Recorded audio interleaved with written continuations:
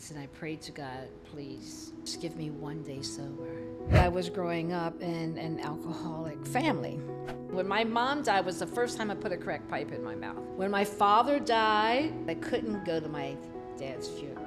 What would you say you do today to stay sober? I just came out of treatment. They told me that I'm a drug addict and an alcoholic. If you could tell your younger self something, how old is that younger self and what would you say?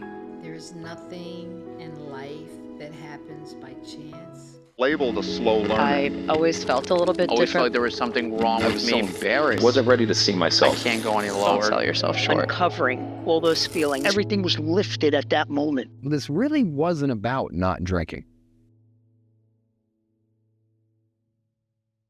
Welcome to Crosstalk. My name is Irene and I'm coming to you from South Florida. I'm here today with Millie. She's incredible. I'm so excited to hear her story and to share her strength. I mean, you're an incredible person. Welcome, Millie.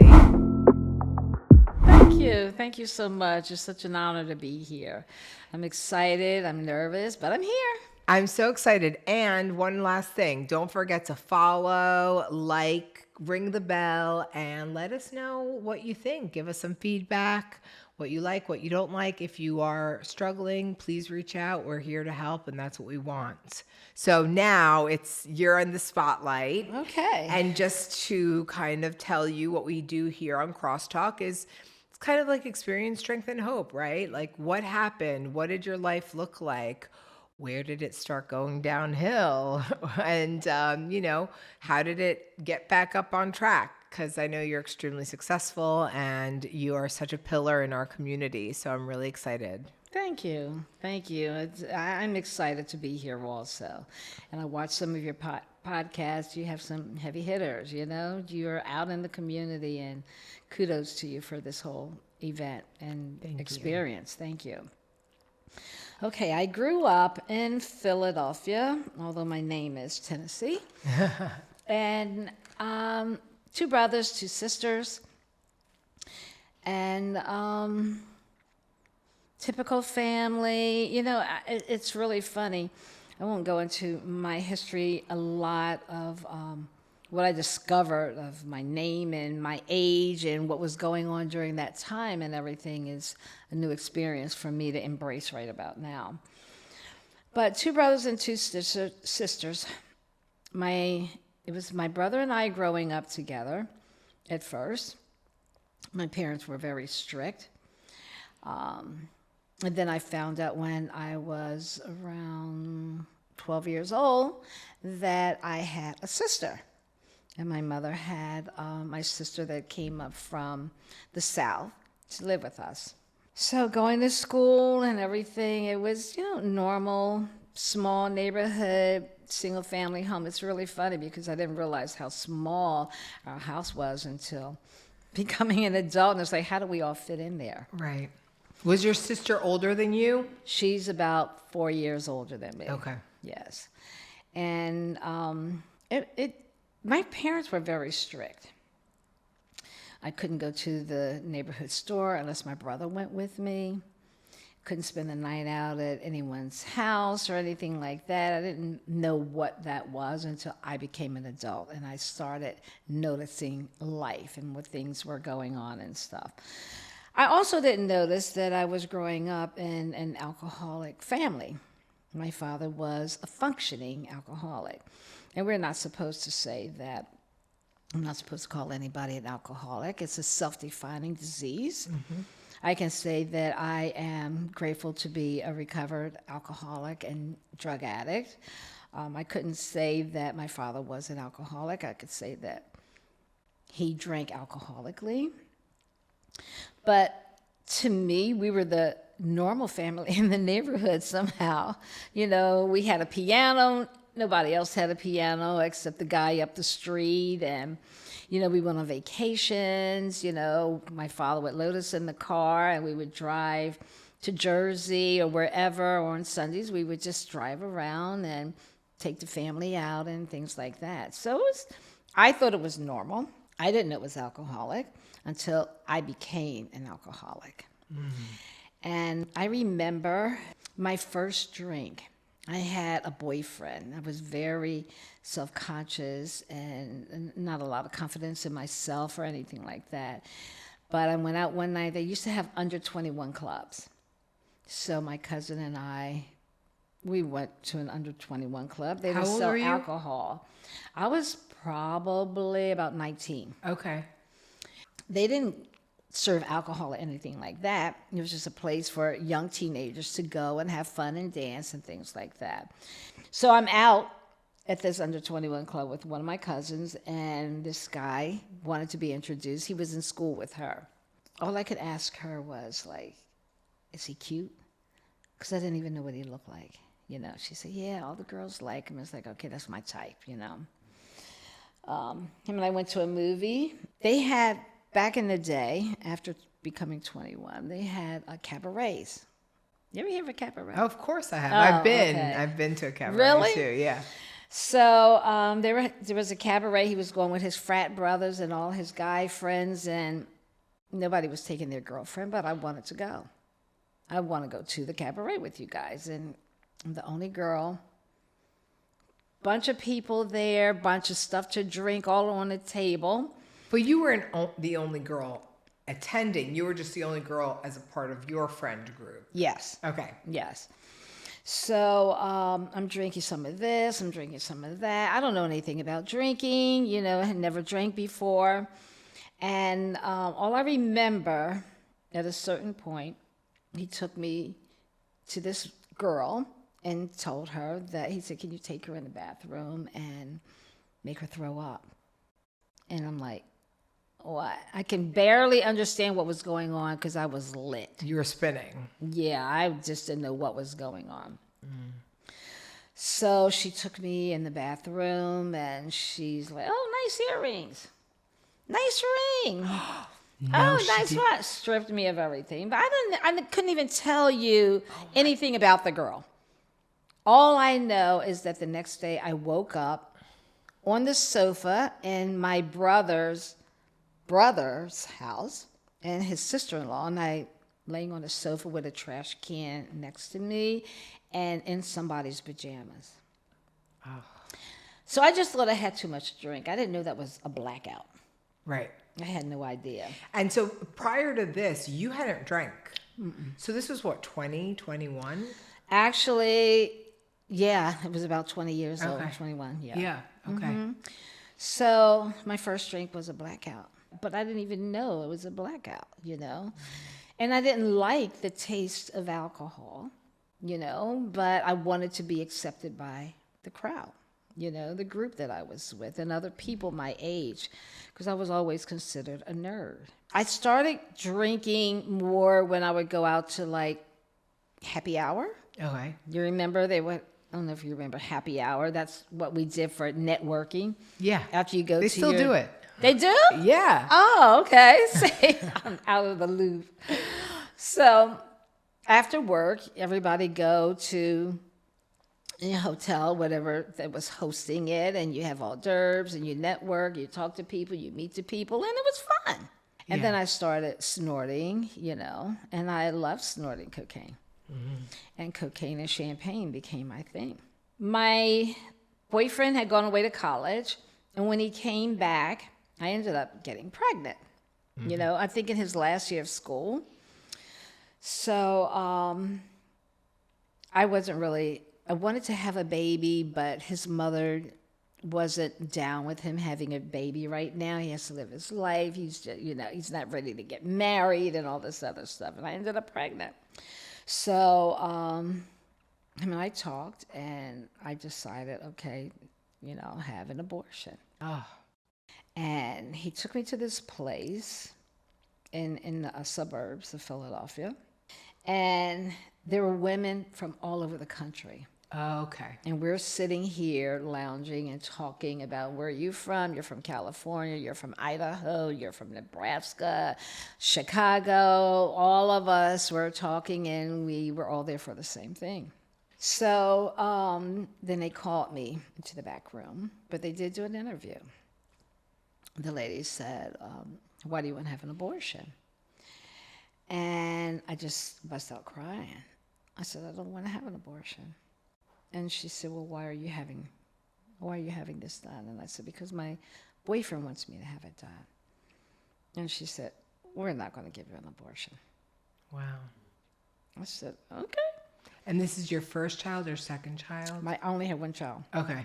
Yeah. So I said, can I go out the back door? Because I've been talking to all those women out front, and I don't want to see me leave. Can you just walk? Is there a back door? Yeah. So she took me to the back door, and he was waiting there. He pulled the car up, and she hugged me, and I got in the car, and he said, how are you feeling? And I said, I feel fine, and just kept driving. And he said, how was the procedure? And I said, I didn't have a procedure. And he said, oh, okay. And he just kept driving. And so he didn't argue. He wasn't. No. Okay. And he ended up being your husband? He ended up being my husband. I got married when my daughter was a year old. I was starting to come into myself. You know, I had my own friends. I started, I guess it was like a side business. I would do fashion shows. I would sell tickets. I would do school events, like schools that wanted to have their students go to see the White House. I would do group trips. Oh, nice. So I was doing that, and I was working. So And fashion you're a mom. shows, and I'm a mom. So that's like Yeah. 3 or 4 jobs. Absolutely. And it was good. And I was young. I was energetic. He had, he's like a 15th degree martial arts guy. So we had a studio in our basement for martial arts, Shotokan. He was How cool. yeah. So we were young. We were busy. We had money and the whole bit. And And it you was loved fun. each other, it sounds We like. did.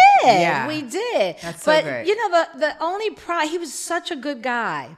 Yeah. He was a really, really good guy. And when he said, I do, he did, Right. you know? But when he said, I do, I forgot before we were married, you did this, this, and this. Uh-huh. Okay? But I'm going to marry you because it was better to have married and lost than never to have married and Yeah, lost. I guess. That was the slogan back then. And I felt as though I needed to be married because my daughter was a year old. Yeah. And that's what we did. We got married. And it's, you know, it's parent. Everything was good. Right. And at this time, you are a mom, you're Yes. working. Are you drinking? Are you doing the white powder? That was like you put it aside. It kind of went on a shelf. Well, I may have been doing the white powder, but it wasn't like Was a he? habit at that point. He was Like, did you smoking do it together? weed. Or Yeah, was it we like, had let friends. me hide from you? No, and no, we quickly- were doing it together. Okay, so there was Okay. no secrets. No, we In that both, sense. Yeah, exactly. Except I had issues. And my issues, I didn't want to be married anymore. Why? It was boring. Okay. You wanted some excitement. I wanted some excitement. And that's what I did. And I met this guy. He owned a boutique, but I didn't know he was selling cocaine. Oh, okay. Changed things a lot. But yes, I was not a faithful wife. I was not a faithful wife. Anyway, moving forward, when I came into knowing that I was alcoholic, because it took me a long time,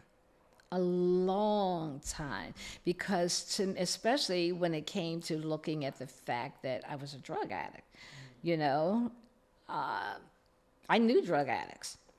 I didn't look like them. Right. You know, so The job, the corporate job, yeah, the house, the this, car, yeah. working, mom. But that's what kept me sick for so long. For so long, I remember, because I never had to get by street drugs. I always had someone that sold it. You know, a friend. You know. So let's rewind a little and go back to you met this guy. He's a drug dealer. Yes. No, Cocaine he's a dealer. business owner that happens to sell cocaine. Oh, right, of course. Yes. He's a business. I love that. I love the justification and the Yeah, right. rationalization of it, because Right. that was my thinking, and that is the thinking, right? How Yes. can I rationalize this? How can I make it look Make it glossy work and for pretty? me. Yes. Yes. And so you are dating him and others, Yes. and you're starting to use Yes. cocaine more. I remember him telling me, we were going out one night, and he took me over to a friend's house. And he said, I don't want you to ever do this, but I know you're going to be curious about it. So I'm going to show you, and you're going to do this with me one time. And there was a room that people were, Famous last words. Well, he didn't ever do it again, to my knowledge, but he was a drinker. Okay. Actually, he drank the same drink that my father drank. Yeah. So anyway, and they were freebasing. Tell us what that is. Freebasing is when you have cocaine, powder cocaine, and you break it down in its rawest form. It's a process that you go through, like putting baking soda? baking soda Okay. and water, and it turns into a rock. So is this crack? Well, yeah, but Because this what's is it? pre-crack, right? Yeah, Or- it's all the same. Right. Okay, but Whitney Whitney Houston said you don't love her. you don't smoke crack. Crack is whack. Right. But She she's just freebase. freebases. Yeah. Yeah. He didn't know I had already started. So I allowed him to go through his process of showing me how to do it, Okay. you know. So So you weren't snorting, you were smoking. I was still snorting, Okay. but you can snort around people that are just, you know, at a party. You can snort around Yeah, people. oh no, I know. But you can, right. But you can't Freebase. freebase around everybody. Right. You know. And freebasing is smoking, correct? Yes, Can you smoking it. snort the rock, or no? I that don't would think be so. pointless. Yeah, because, and I think it's too powerful. Okay, It's in okay. a raw form Got it. then. Yeah. So it's like crystallized and yeah. So you're freebasing. Yes. And I hear though that is like the ultimate. Like you don't come. I mean, I remember that was like an epidemic. Yeah. That It's was the like worst. communities did not come back from that. That's right. I didn't know what it was. I remember I had some friends that owned a club in downtown Philadelphia. And at this point, I was divorced from my husband. And I would go downtown, or friends of mine would call, and my house was like the after-hour spot. Then the club would come up to my house, and they would bring all this cocaine, and we would sit there until morning, freebasing and drinking and whatever else. The only good thing is that I never wanted to be touched when I'm getting high. Don't touch me. Don't look at me. Don't even think about it. So I had a girlfriend that I knew that was doing it. And I called her. They would say, you have any girlfriends? I would call her up and it's like, look, there's all of the cocaine you want over here. And she was the one that would tell me, you know, you don't want to do too much, your heart. And it's like, my heart is so, I don't know. And she said, just breathe. And here, let me give you a piece of this pill. It'll bring you down, or drink some alcohols. I was new to this whole thing. Right. I remember my first husband. I was going out one night to meet up with this other guy. And he said, where are you going? And we had separate lives, but we still always came home and took care of home and each other, you know? And I said, I'm just going out for a while. I'll be back. And he said, well, before you leave, can you just have a seat for a minute? Oh no.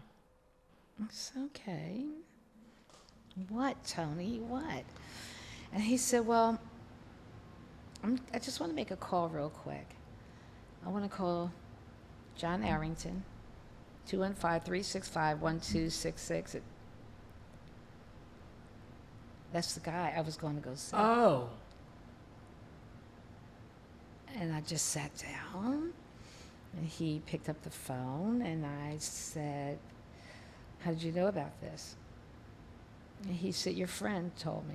The friend that I called and said, hey, there's some drugs over here.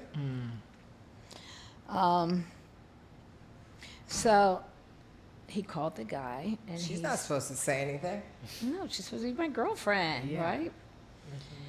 So he answered the phone. Johnny answered the phone, and he said, "Hi, this is Millie's husband, Tony, and I know that you're seeing my wife." I don't know what was on the other end. All I heard him say was, "I just don't understand a woman of her caliber, how she can deal with someone like you." He said that, the John guy said that to your... No, my husband said that to John. Oh. So you're getting divorced. Got divorced. Are you continuing with John and then, or is this like No. you're realizing you're the Yeah, one who needs that? No. stowed away? Me and John, you lived common law marriage Okay. for years Oh, wow. until he hit me. Oh, no. And my father used to hit my mother. And I know that my father loved my mother. And he was insanely jealous. And Johnny was like, he hit me and he was insanely jealous. And my whole idea of love was totally warped. Tony never hit me. We never fought like that. We had an agreement that we won't argue in front of my daughter, no yelling and screaming in front of the child.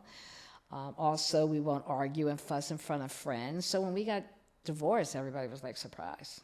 Oh, yeah, I'm sure. Everybody was surprised. So.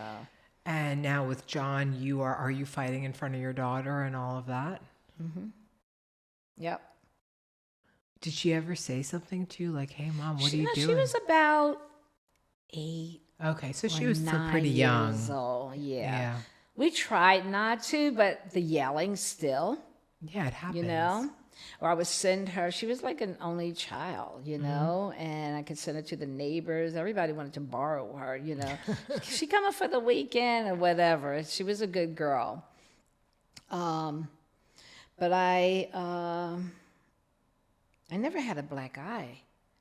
I didn't know what a black eye was, but it really gets black and blue.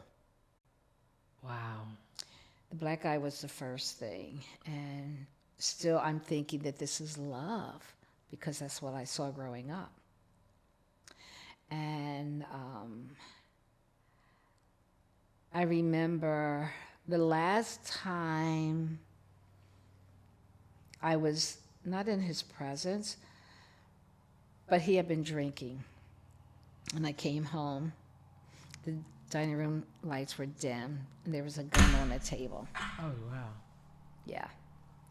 Now, he never picked up the gun to threaten me, but coming in the house and everything, I was petrified. And I remember just bawling up, waiting to be hit. Oh, God. Just bawling up, waiting for him to hit me. Didn't know if he was going to shoot me, just what was going to happen. And when he went to the bathroom, I ran out. And I ran around the corner and I called the police. And I told them my boyfriend was in the house and he had a gun and he's been drinking and blah, blah, blah. Before I could even walk back around the house, the street was full of police. We lived in a cul-de-sac. All the police were in the neighborhood. And I'm walking into the house and they had their guns drawn. They're like, "Step back." And I said, "He's okay. He's not going to hurt me. You know, he's okay." And they took him out, and Did they arrest him? they arrested him. Yeah. They never found the gun. He put it in the washing machine. Oh, God. So, Did you let him back into your house no, after that? I packed up his stuff. So And did you Call a pack moving up the company. gun for him too? everything. That's how I found out it was in there.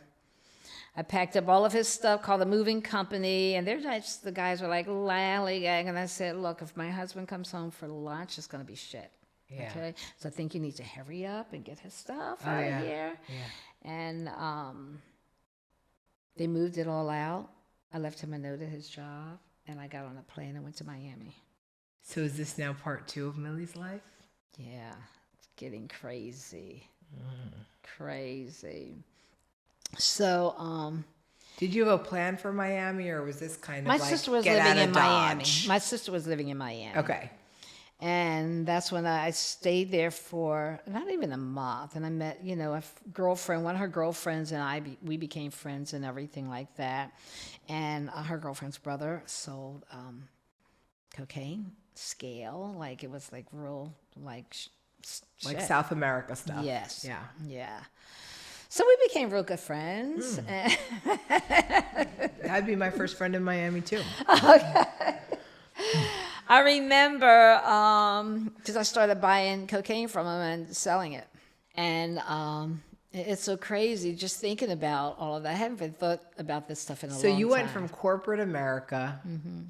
I was still working in corporate America. You were. How Yep. were you working? Did you just change your job from up north down here, or were you? I didn't live here. I went back to Philly. I went back to my home So after you he was brought gone. the drugs back to Philly. Philly. No, what I did was, this was before they got sniffing dogs and everything Yeah, like yeah, that. that's what I want to know. They would have overnight mail, Oh God. and they would send it to me, and I'd have my daughter sign Oh God. while I was at work. She Yeah. had gotten out of school that, whenever it was time to deliver and stuff. So it never sat around for dogs to smell or for it to melt or anything like that. Right. Okay. Then I became my husband's dealer. Wait, your husband? You got a new husband? No, the first husband. I became his dealer. So he was doing it. Yeah. Okay. He would come over to the house. He wanted a relationship with my daughter, and sometimes I would he didn't have money the way he used to have money, so I would you could take her out to the movies or whatever and bring her back home, just so that he would have a relationship with his daughter. And so you're a corporate working mom who's also selling cocaine. Yep. Okay. Going to Wharton had a program at night. And then somebody introduced me. One of the girls I was at school with introduced me to I was always scared of pills because I heard of this girl named Karen Ann Quinlan or something who had taken pills and drank, and she was in a coma Okay. forever, So I was scared of pills. I was scared of mixing it and things like that. But, yep, I was doing it all. I was selling. I was working a full-time job. I had a daughter. And going to I was Wharton, that's like an school. incredible school. Yeah. Yeah, it was. Yeah. It was. Yeah. So, but then when I tried to stop the drugs and start doing the pills, then the guy in Miami got arrested. Okay. So my supply was gone. Uh-oh. I had to find another supplier. So did you fly back down to Miami? No, Okay. I wasn't going to do that. I started cooking for this one guy, this young guy. Never had sex with him, okay? Was never into any of that stuff with him, but he was a dealer. And And you know how to make it. he showed me how to make it, and I make it, and I bag it up and get mine on the side and the whole bit. Yeah. So that lasted for a little while, because then I started getting a little upset, because he didn't bring it to me to cook, I didn't have a supply. So that meant that I had to buy it from him or whoever. Right. And then I would see him come in my cul-de-sac with a new car, new shoes. It's like, did I buy that shit? Right. So reality is hitting me, and I'm like getting really upset. My house now needs a new roof. I'm allowing people to come into my house that I saw being built that I was never going to leave or anything like that. I started letting people come in. Started calling girlfriends. People called me, they would say, batter up. That means got an 8-ball. And then I let them come to my house. And So things now like you're that. doing it at home. Openly. Openly. not openly. Right, But still, it's like I would tell my drug dealer if he came over, have like a manila envelope, like you're delivering a package to me or something like that. I Right. don't know if anybody brought into that crap, but Right. I didn't want him just. But at this point, guy. your daughter, is she realizing anything? My daughter was about, because like I said, people always wanted her for the weekend or she could spend the night Yeah. at somebody's house. So this is what happened when she was about 15 years old. I needed a roof for my house.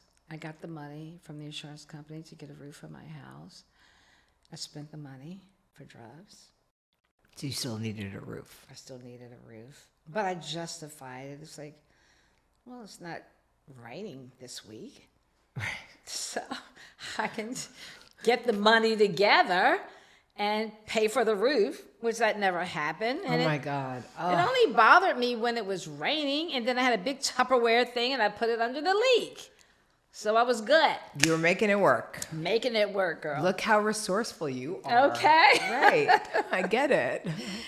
And I pulled that paper out that I had filed away for everyone else, and I called for myself.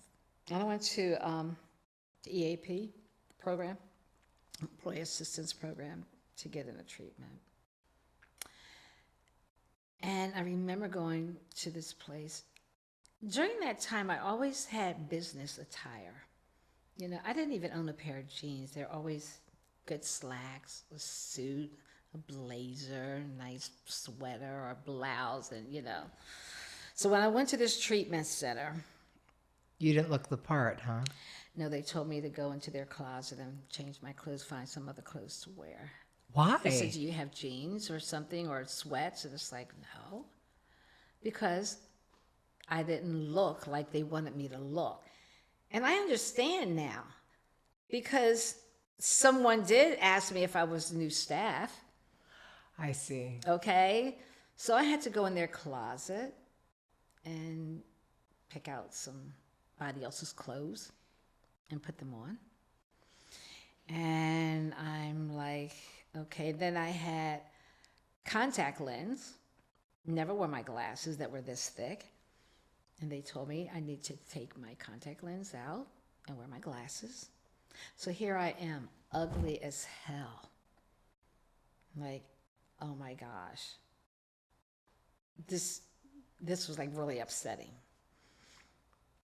I went into this room. All I remember is being in this room, and I was sitting like in a circle, and everybody around the circle were like therapists or clinical people. I don't know who they were. All I know is that they said, oh, so tell us about yourself. And it's like, okay, well, I work for the vice president of Blue Cross and Blue Shield. And no, tell us really what's going on with you. Right. What do you mean? What? Yeah, yeah, like, what do you mean, Yeah. Do you do drugs? Do you drink alcohol? And it's like, well, I do drugs with my friends. Oh, really? And where's your daughter when you're with your friends? And she may not be home, but she's probably upstairs in her room playing Nintendo or whatever, Yeah. And they said, you are a drug addict and an alcoholic, and you jeopardize your daughter, and you have people around her who's using drugs and alcohol. You're not a good mother. You're this, you're that. And it's like, holy, Oh my God. you people don't even know me. I've only been here like a half hour. But You don't but even they know me. you. Yeah. I am not. My daughter she's in a private school. We have a nice house. We have this. You're a drug addict and an alcoholic, and you jeopardize your daughter. And it's like, And it's like reality hits. no, It did not hit. no, it did not hit me because they don't really know me. Right, of course. I haven't even been here that long. So I went down. I'm just crying. And I'm down in the community, which I didn't want to be around any of those people. Right. I saw what they looked like, and that's not who I was. I mean, you had to change, Yes, which I think, yeah, anyway. So I remember sitting on the side, like close to a corner, And this young girl, she came over and she sat by me and she said,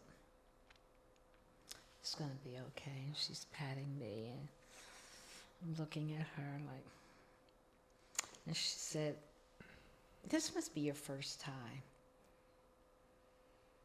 "It is my first time." "How many times have you been here?" Right. She said, "About 3 or 4. I said, "Oh my God, this shit don't even work. I'm out of here." And I left. Oh, shit. Yeah. I left. It's like, no, thank you. Right. That was the first time. I didn't even have my car up there. My car was in my driveway because they came and picked me up. Okay. And I caught a bus, came home, right around the corner. You know the guys, you know the look. And it's like I know what they're doing. Because every time I would walk past them, because I never bought street drugs, it's like, you know? Yeah. So it was getting late by the time I was in the neighborhood and everything, and there was a deli. I didn't like beer.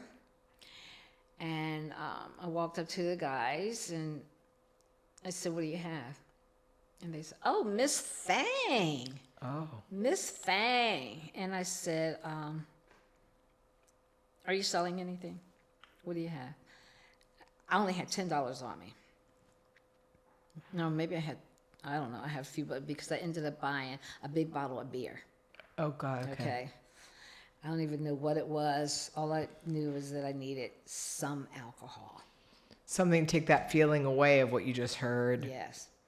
And they gave me some little bag. And I went home. And I tried to get high. Now, at this point, I told everybody I was going on vacation. So nobody knew I was away into treatment. Nobody knew, except my baby brother. He knew. And when I got home and I tried to get high on this, it could have been garbage. All I knew was that I'm royally effed now. Mm-hmm. I can't get high. I'm crying. Maybe what they're saying is a little bit of the truth. And I called them and I said, "Maybe you guys are right. I probably need to come back." And they said, "Well, did you use anything?" I said, "Just a little bit. Just a little. And if you test me, it probably won't even show up." They said, "Well, you can come back, but you're going to have to go on the other ward for observation for a couple of days. Over there where people look like they're in a semi-coma, and everybody over here is laughing at them. I can't do that. Can I just come back?" I said, "No, you have to be in observation for a couple of days." And Why didn't you have to be in observation the first time around?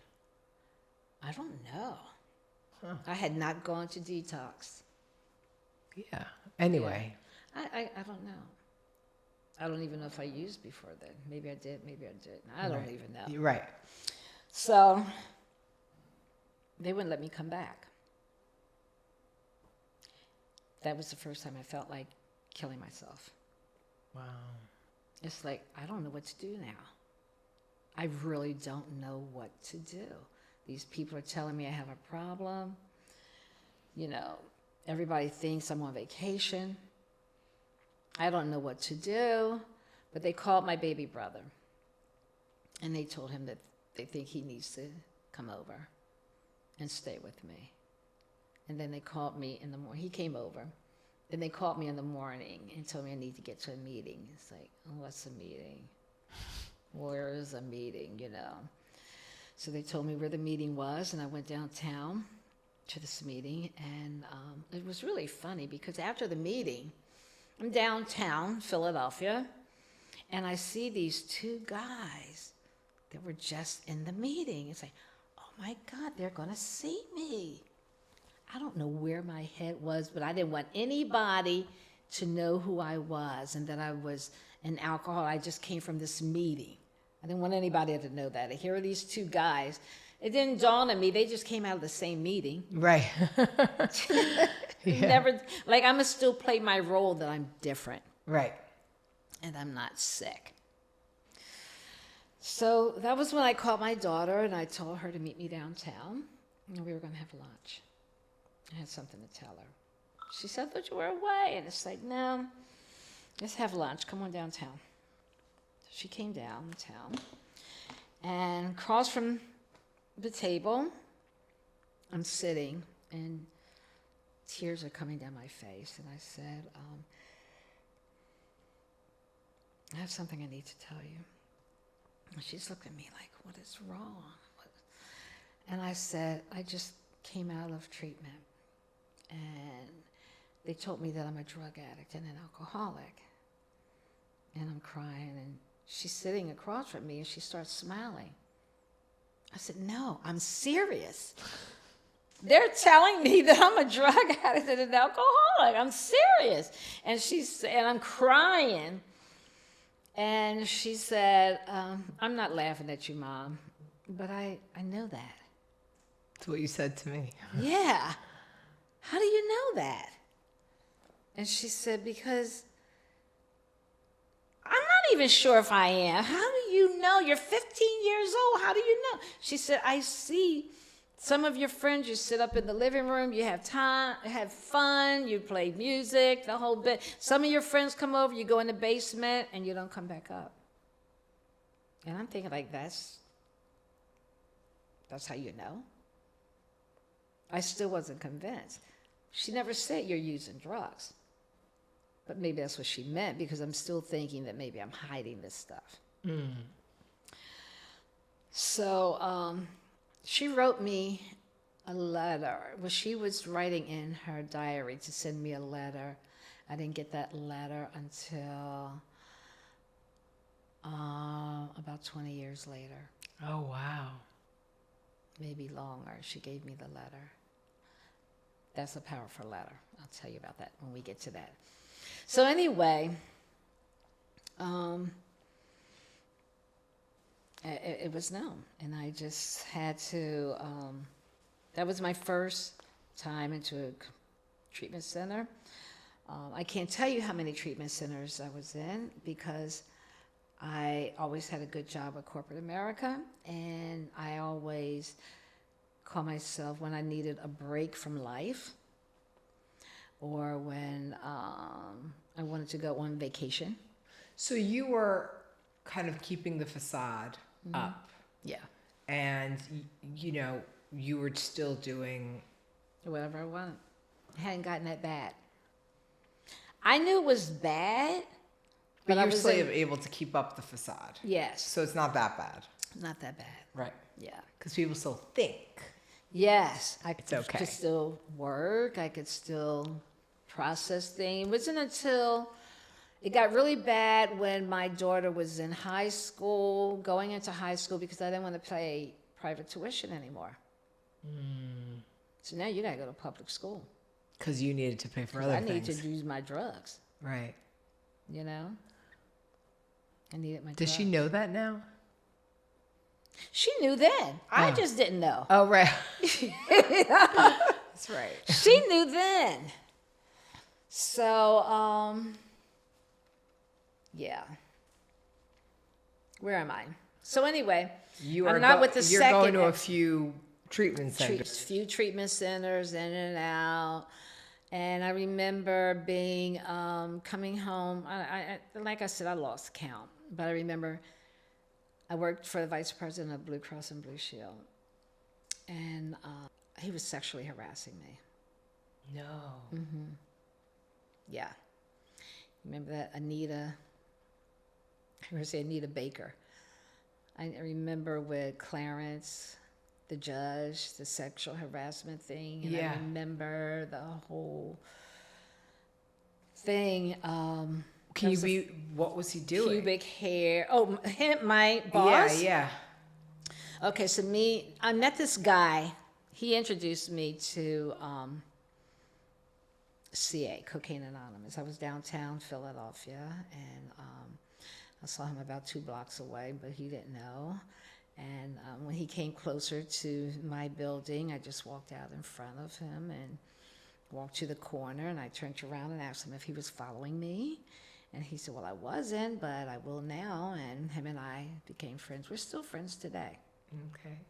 He was on his way to see his mother, who had drank, fell down the steps, and broke her neck. That day. No, he was on his way to the hospital to see her. Okay, got it. Yeah, and he was telling me her story, and he said every time I go there, she still asks if I have anything to drink. So him and I told him I was part of the program, but I wasn't going to any meetings. But I had about 6 months sober, and I told him I was new. He had about 5 years sober, and he ended up being my, choosing my sponsor. I was going to meetings. He ended up being my higher power and the whole bit. But I stayed sober for So you fell in love with him, kind of. I did. The whole idea and the facade, everything. Trauma bond. Yeah. Yeah, he understands me. He type of understands. thing. And Yeah. we're both in the program. Right. And he was like, God, how do you get 5 years? So he's on this pedestal, you know? And I'm like, wow. But he took me to conventions. I was able to stay sober for about 3 years. I was the secretary of my home group, going to meetings now. I stopped going to meetings because I had gone to this meeting one time. This old timer told me, you're not done. You haven't had enough pain yet. You don't know my pain. Right. You know what I'm going to do? I'm not coming back here anymore. I stopped going to meetings. That's when I met the guy that I'm still friends with today. He had 5 years of sobriety and going to meetings. I'm the secretary of my home group. I'm doing this thing, and lo and behold, I'm working, and everything is good. Him and I are in a relationship, although he knows that it's supposed to be kept secret. And you're not using anything yet. I'm not using anything. You're still clean. 6 months clean, and then I ended up getting like 3 years and 3 months. Oh, wow. But I was busy in fellowship. I was busy with him, you know. So everything was great then. And I was out to dinner with friends from my job, and actually he was the guy that he and I had broken up. I was working for the vice president of Blue Cross and Blue Shield, and I was out to lunch. He had flowers sent to the office, and when I came back, my boss said, there's some flowers for you downstairs. And I said, oh, must be from Charles. And he said, I thought you and him broke up. I said, well, you know, we didn't break up. And he said, well, if I were you, I would send those flowers right back to him. Really. This is the boss that was harassing you? Had he been harassing you yet? He hadn't been overtly. Was he what, like touching your butt? Like what? No, Or just no. comments? Like, he would call me in his office, and he said, I have to get gym shorts today. What size you think I need? Okay. You know. Or, So exercising his power. yes. Yeah, right. And I would be at my desk in my cubicle putting on lipstick, and he would say, I don't like my girls that wear lipstick. I mean, just one thing, and he would go on a business trip. He wanted me to bring his mail from the office, bring it to my house so he could come by my house. But I would never let him in. Just a lot of things that made you feel uncomfortable. Then he started calling me at night, and he was married. So,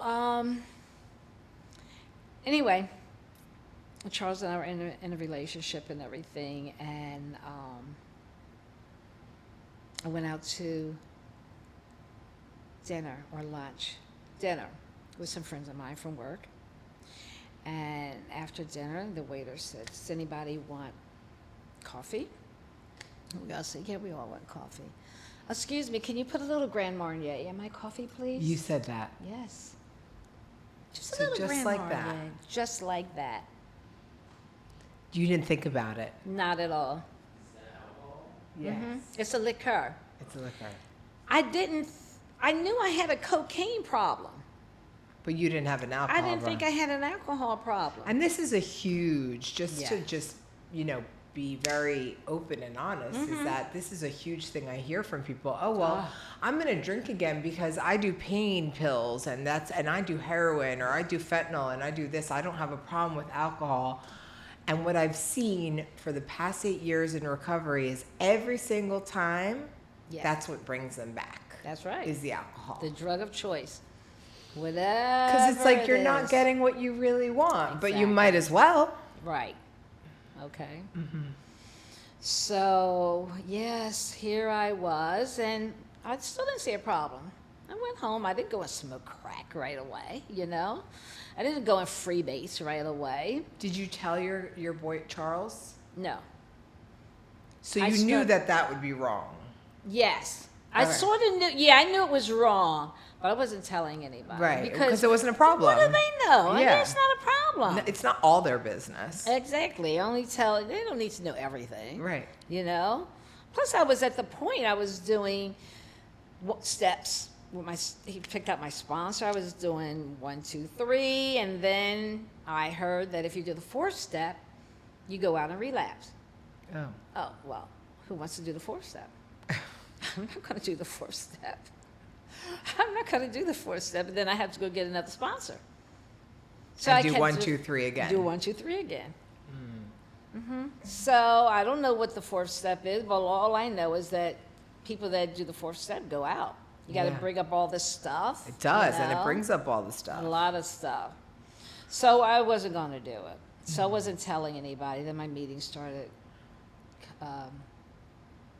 drifting back, and I started using behavior. I started disappearing and stuff like that. Eventually, he found out that's what I was doing. But since we had a physical relationship, it was a fine secret for him. Okay. So he didn't care. And he knew you were drinking? He knew that I was drinking. Yeah, that's all I think. Because he never saw me smoke or anything like that. Were you then now doing smoking again and doing other stuff?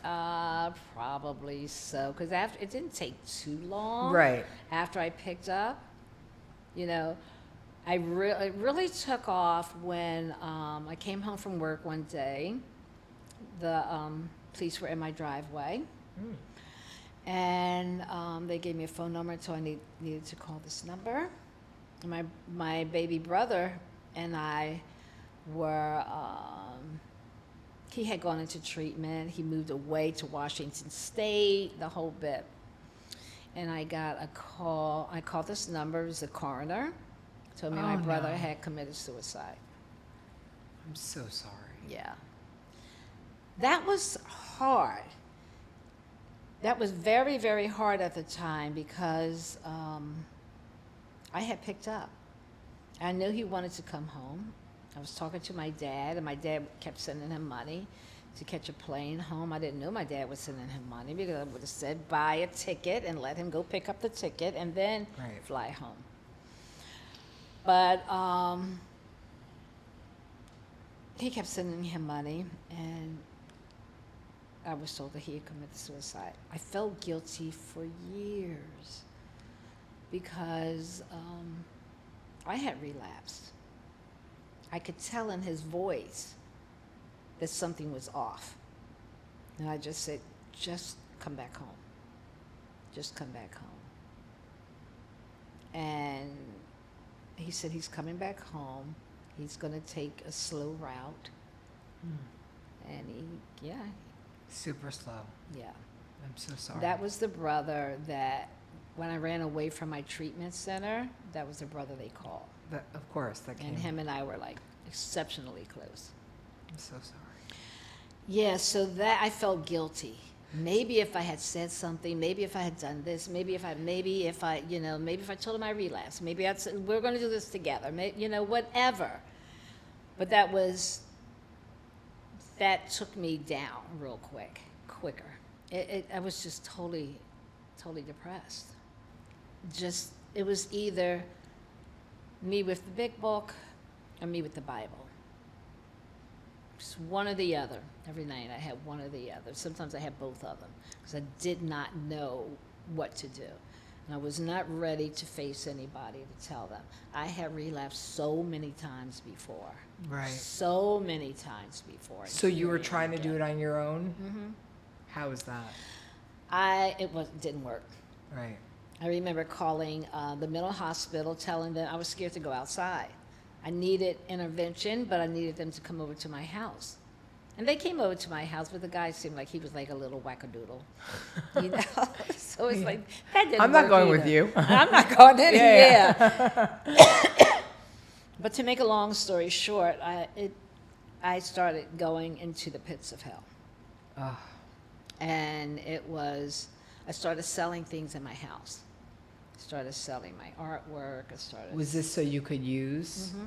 So were you not working anymore? No, couldn't Okay. work. Because of your sadness. Because drugs were more important. I couldn't get up. I was depressed. I call myself having a little home business. You know, I had already, one of the other things that contributed to that was I won the lawsuit, the sexual harassment case that I had with with the guy from Blue Cross and Blue Shield. Okay. I won that, paid my house off, and I had a little cushion. That's pretty good that back then you won that case, because I know. That's pretty That amazing. was when Anita, whatever her name, Anita they- Hill. Anita Hill. Yep. Okay. So, and I remember my lawyer telling me, why are you going to do this to the vice president of this company? I mean, you I'm have a glad you good did. job. And it's like, what do you mean I have a good job? I'm a good employee. What am I doing this for? Because he has no business calling me. He has no business harassing me. Yeah. Because I went to personnel and asked them, please move me to another department. And they didn't. No, they said, we can't move you to another department because people are going to wonder why you're being moved. I don't care. Right. No. I don't care. God, what? It was terrible. So they let me, since that's the guy in personnel, they put me into the law department. And I won my case. Yeah. I filed the case with the railroad too. I won that case. Yeah. That was through this whole process of my life and everything. I won another case down here. So Good for you. yeah, I just have one more case to do, and that's the last one. Yeah. But Don't mess with Millie. don't mess with me. So I just started selling things in the house. I didn't know, and I always say this, I didn't know anything about selling appliances because I never sold anything from my house before. Right. I never knew about selling appliances like my refrigerator, my washer and dryer. I sold the piano that I had. I sold my artwork. I had about 500 albums. I sold some of them. The other ones I gave to my neighbor. And Was that your piano from your childhood home? No. Okay. That was a piano I bought for my daughter. That's Okay. why. And she decided she didn't want to play piano. She wanted to play guitar. Mm-hmm. But anyway, that's another Yeah. story. So, yeah, I started selling things. I found out about selling appliances when I came down here to Florida. It's like people buy stoves and people buy refrigerators. Because I never had to do that stuff before. So here I am, miserable, talking to people. People couldn't just stop by my house at this point.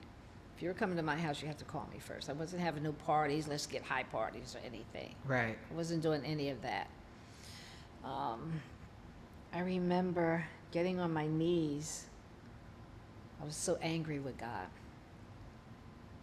But I got on my knees and I prayed to God, please, just give me one day sober.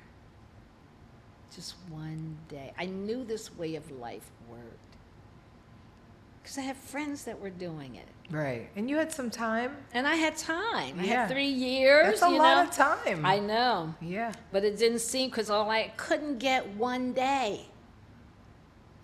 And I got on my knees and it's like, please just turn this off. Let me relax. I couldn't rest at night unless I knew how I was going to get high the next day. Right. I could not sleep. Every day was a mission on who to lie to, what to steal, who to manipulate, just to be able to to start it all over again. I got on my knees and I prayed to God, please just give me one day sober, just one day. Help me to relax. Help me to just be able to get a good night's sleep, please. And that was the first night I slept in a long time. I was able to rest. The next morning I woke up and I called a friend of mine who I helped get in the program. And I said, I can't go on like this. I'd rather be dead. If I have to wake up and do this every single day. I can't do it anymore. I just want to die. And she said, what are you willing to do, Millie? I said, I'll do whatever you say. She said, okay. Pack one suitcase. You're never going back to your house. How do you feel about that? I said, I don't care. I won't come back. I just can't live like this.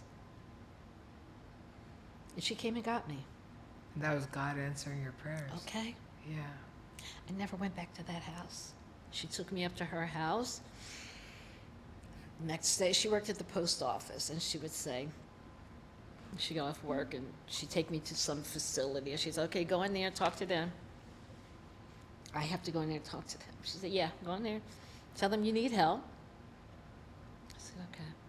I would go in there, and they said, we can't help you. We don't have any beds, or whatever they said. The last place I went to, they had a bed. They were doing a test pilot. And they had a community of us downstairs. But on the other side, they had a small team of about 10 of us. And they put me in that small team. And they put me on Depakote. I don't know what that is. They told me I was bipolar. Okay. And I ended up, it was a short program. It was only going to be like 21 days, like 3 weeks. So I'm in this program, and I ended up in a hospital like 3 different times. Why? I don't even know. I was so Was it what spaced they were out. giving you? Mhm. Yeah. It was what they were giving me. So wait, was this a pilot to test these drugs, or was I this don't know. I knew I was on Depakote, and I knew I was diagnosed with bipolar. I don't know what they were giving me other than Depakote. I don't know How did what. they even diagnose you? I don't. Okay. Right. Okay. But you know what? Yes, I'm bipolar. Now I know what's wrong with me. Right. You could blame it on I'm something. not a drug addict and an alcoholic. I'm just bipolar now. You know? And I remember calling my sister, and I said, maybe Dominique is bipolar too, because she has anger issues. Maybe that's what her problem is. Right. Until it was time for me to leave there, and you had an opportunity to call a halfway house in Florida. And I called them, and I asked them, could I come down and get scholarships or whatever? And they said, come on down. It's like, yes. Because I didn't know where I was going to go. I was still staying at my girlfriend's house, you know. Right. And she had 2 kids. So I remember going to my family doctor, because my girlfriend told me, pack 1 suitcase. You're never going back to your house again. Never went back. Went to my family doctor because I have this prescription for Depakote now, and I need to get it filled. So I went to my family doctor, and he said, what is this for? And I was like, because I'm bipolar. And he said, who told you were bipolar? I said, just got out of treatment. They told me I was bipolar. And he said, but you're not bipolar.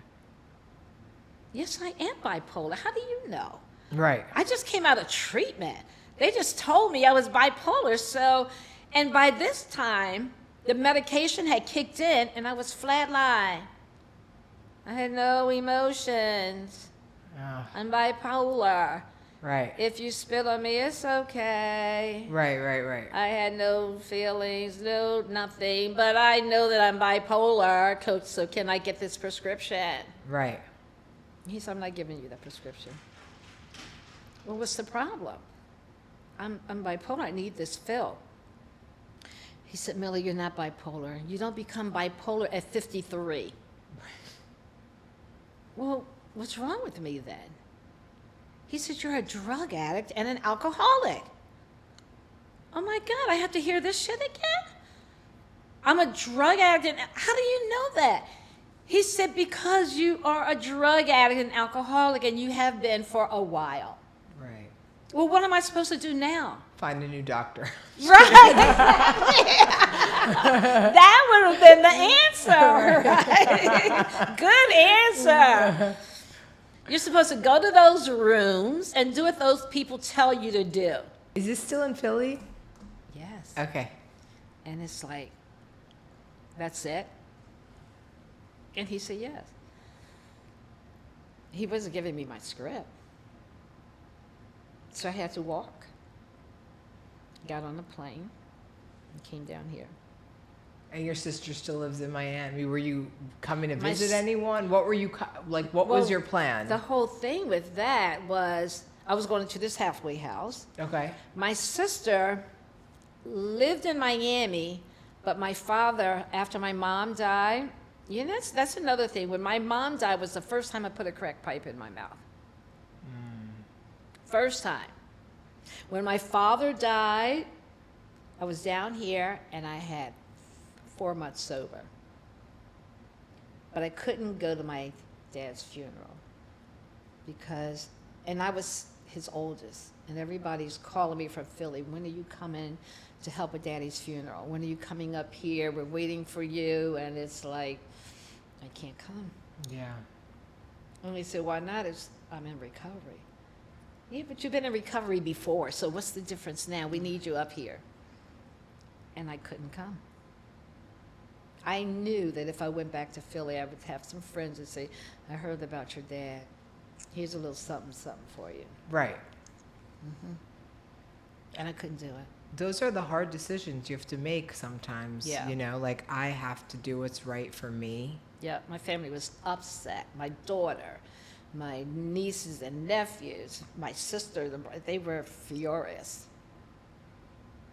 Not only that, it ended up being a bigger thing later.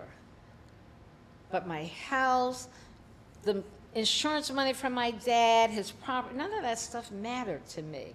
Never even, thank God it didn't cross my mind. Thank God it didn't cross my mind. I mean, because you had gotten that gift of desperation. It Yes. sounds like that's it. You're like, I'll do anything. I'll I do got down on my anything. knees. Yeah. I did. You were serious. I was very serious. 4 months sober, my sober team told me, you can't go home. And I was in agreement with them. That's amazing. Yeah, it was. Because you don't hear that often. I hear girls, they want to go home all the time. Oh, No, my if my kids, yeah. my this, my that. I'm like, your kids will be there. Okay. And that's what I asked my girls. I remember asking them, what would be the one thing that would take you out? The one thing that, if you ever picked up again, that would be it. And 9 times out of 10, it's if my mother died, if my Right. father died. Right. My brother had committed suicide. By now, it's like 6 years later. And I picked up some coffee that led me to crack cocaine. How's that? 6 years later, I'm just finally getting sober again. How soon was that? I mean, like, you took the coffee and then. With the Grand Marnier. Oh, okay. Yeah. No, was it? I thought you meant when you were down like, was here. it espresso or was it coffee? Yeah, I was like, wait a minute. How did that happen? Because I drink Or coffee. was it tea? Should I stop drinking coffee? Wait a minute. No. I'm freaking out. Why do you drink tea? It wouldn't happen. Yeah. Right? Yeah. So it was 6 years later. Yes. Finally getting back in the room. And I did not want to lose this. So you're 6 years sober. Down here, I am. You know, the other thing about it was that I was so angry with God when I came down here because I used to sing in the choir. I mean, couldn't that count for something? Like, I'm really pissed because you had me out there all this time.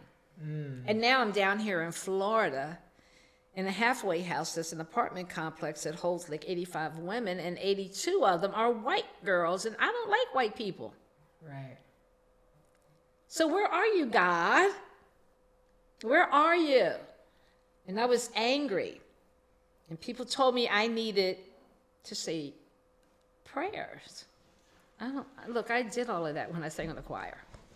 You know? It didn't work. He forgot about me or something. It didn't work. Right. He had me out there for years. So I had to quit my job. So, okay, God, so you're really not on my side now. The next job I got at Kentucky Fried Chicken was $6 an hour. I'm complaining about $12. My next job was $6 an hour. And your daughter's now in college, I She's in assume? college. Yeah. So she's taking care of herself. Yes. Okay. And she had my grandson. Okay. I went to a meeting and I heard somebody read the promises. Oh, I love the promises. Oh. And they're so true. They all come true. They really do. They do. For me, the one that got me was like you will not have financial fear. I was like, there's no way. Fear of economic insecurity will leave you. Yes. Yes. Although I it didn't comes believe up that either. sometimes. It comes up once in Right. a while. And then someone Just to told check me. on you, make sure you're doing the right thing. you know? Yeah, yeah. And Yeah. then someone told me once, they're like, I know billionaires who have who have financial fear. It's not about the money. It's about just fear. Isn't that incredible one? Oh, I heard that because I told my sponsor I didn't want to pray. I'm like really pissed at God. He gets it, or he don't because he's probably not there anyway. Right. And that's how I felt. Like he's not even there. So she said, Millie, can you get on your knees at night and say, thank you, God, for keeping me sober today? Mm-hmm. Yeah, I can do that. I can do that. Okay, in the morning, can you get on your knees and say, God, please keep me sober today? Yeah, I can do that. She said, that's all you have to do. That's it? I don't have to do all of these other prayers. And she said, no, it's all you have to do. I did that for 2 years. So you didn't really have like a connection. You were No just kind of connection like, with God. it was kind of like checking off a box. You mean a connection with God? Yeah. Not at all. My connection was with the rooms because I knew the rooms worked. Okay. To me, God had failed me. Right. So I'm doing what people in the rooms tell me to do. If they said hop on 1 foot walking up and down A1A, you would have seen me out there trying to do it. Okay? Yeah. But no, I had no connection with God, but I did whatever they told me to do.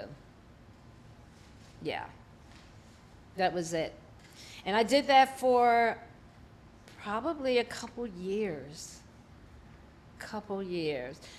And my relationship with God now is nothing I could have ever planned for. Nothing. It's like your wildest dreams. My wildest dreams the night before I came in here was just to have 1 day sober. Yeah. That's all I wanted. I wanted to be able to rest that night. And I wanted 1 day that I didn't have to chase drugs, call somebody, steal something, manipulate. I just wanted 1 day Yeah. to see what that felt like again, or I wanted to die. And he gave me grace. And that $6 an hour job, I ended up with an $8 an hour job. You ever hear Circuit City? Then it was a $10 an yeah. hour job. Then it was a $12 an hour job. And things just kept getting better. The point is that you're an incredible woman. For years, when I first got sober, I heard about you and that you were tough and that you were this and that you were that. And when I met you, I just felt this like immense connection. I went up to you, I remember, and I Yeah. said like, I'm so proud to know you. You're like my idol. Oh, so And sweet. so would you say that, your life has like grown and evolved and changed and you have your own business, but what would you say you do today to stay sober? I help other women. But there was a huge turning point in my life. So I came in here at 53. I'm 75 now. When I was 69, getting ready to go into 70, I don't know what it was. It was this thing that like 69, I can deal with that. But 70, you're really getting freaking old, girl. And I'm like, holy shit, this is old. And I had this therapist that wanted to come to my house and do some rapid therapy stuff with my girls. And I don't expose my girls to everybody. Right. So, but she and I became friends. We would go out to eat. She would come to my shows and everything like that and bring her family. And here I am. I called, I didn't know if I was getting depressed because I haven't been depressed. Right. I didn't really know what depression looked like. And I remember telling my daughter, I don't get depressed anymore. She said, everybody gets depressed. And I said, but I don't get depressed. Depressed to me was the night before I came in here when I wanted to die. Yeah. That was depression. I've never been that way ever since. Have never felt that way. But turning 70, something was going on with me, and I didn't know what it was. And I called my friend, and I said, what you want to do with my girls, I may need you to come over here and do that with me. Good for you. And she said, because I didn't know. Right. I really didn't. I didn't know if it was depression. I know I didn't want to kill myself, but I didn't know what was going on. And I don't take medications, so I'm not bipolar. I was going to say. So she came over and she said, what are the 2 things you want to work on? And I said, I want to work on embracing my age. I want to like who I am. And I don't want to feel as though I have to be in a relationship, because I had been in a relationship with this guy who cheated on me. Right. And I was shocked. And I remember my sponsor saying, have you ever cheated on anyone? Well, of course, don't everybody cheat? And she said, no, everybody don't cheat. And she said, well, if you cheated on somebody, why do you think it wouldn't happen to you? It's Right. because I don't live like that anymore. And she said, you need to do some writing. And I had to really, I thought I had done a 4th step. Because out of my 4th step, a lot of stuff came out. I realized and understood what it was, that I was molested as a child by my cousin. Wow. I realized at this point in my recovery that I married a man that I thought was my daughter's father, and he wasn't. His frat brother was. And here I am in this relationship with this guy, and I knew something was off, and I asked him, are you seeing someone else? And he said, no. Are you? And I said, no, but something is off. And he said, no, I love you, blah, blah, blah, blah, blah, whatever. And I said, okay, but you know you're good. Yeah. You know, Of course. I knew. It's an intuition. Exactly. I wasn't angry that he cheated on me. I was angry that I gave him an opportunity to be honest, and he didn't. Was he in recovery? No. Okay. And he was always so floored and amazed that, you know, you went through this, you did that, you own your own business, you did, you know, the whole bit. He was my singing partner. And that's how we met. But I'm working in an honest program. I'm being honest with you. I'm being transparent with you. And this is what I'm thinking I'm getting in return, because you're not one of me. So, of course, you live an honest life, right? Right, of course. No. So she came over, and we did a lot of meditating. I wanted to not have to be in a relationship and feel good about me. Because I knew friends that had marriages, long-term marriages, and they didn't even like their husband, you know? And it's like, I did not want to be that. Yeah. And I didn't want to be... I would not want to be that either. Okay? No. I didn't want to be 70 and being desperate, like I have to take whatever I can get. No. No, I didn't want to be that girl, you know? So I wanted to embrace me. And she did a lot of meditation, a lot of visualizing. 3.5 hours later, she said, because she had told me to visualize this paper, this picture, and draw something in my mind, and I did.